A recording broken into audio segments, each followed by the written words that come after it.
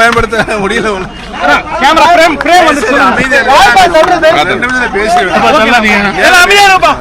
சொல்லுங்க, உங்களுக்கு சுய கட்டுப்பாடு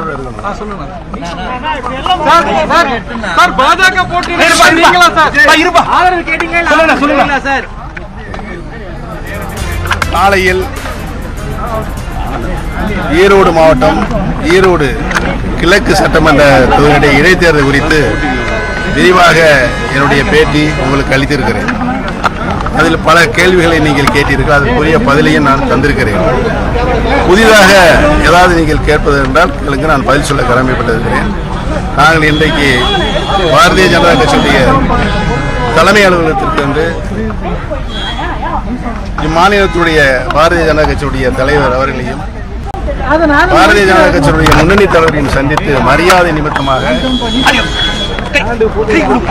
நிமித்தமாக நாங்கள் சந்திக்க வந்தோம், சந்தித்தோம். எங்களுடைய சந்திப்பு மிகவும் மகிழ்ச்சிகரமாக மாநில நலன் பற்றியும் மத்திய அரசின் நலன் பற்றியும் விரிவாக மனவிட்டு பேசியிருக்கிறோம்.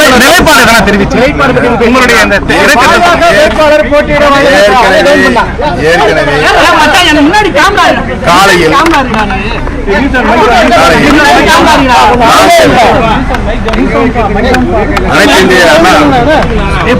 அனைத்து இந்திய அண்ணா முன்னேற்ற கழகம் ஈரோடு சட்டமன்ற கிழக்கு தொகுதியில் நாங்கள் போட்டியிடும் என்று சொன்னோம்.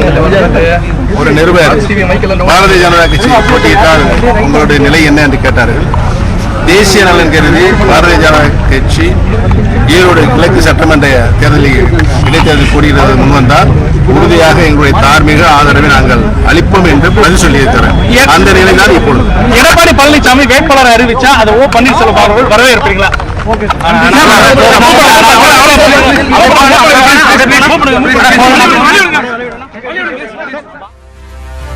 சென்னையில் உள்ள பாரதிய ஜனதா கட்சி அலுவலகத்தில் மாநில தலைவர் அண்ணாமலையை சந்தித்து பேசிய பின்னர் ஓ பன்னீர்செல்வம் செய்தியாளர்களை சந்தித்தார். அந்த காட்சிகளை பார்த்தோம்.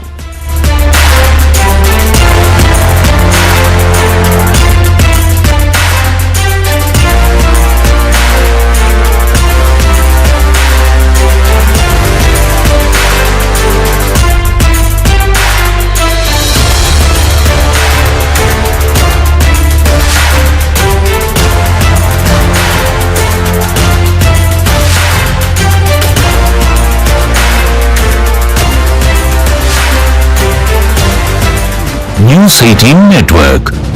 நீங்கள் பார்த்துக் கொண்டிருப்பது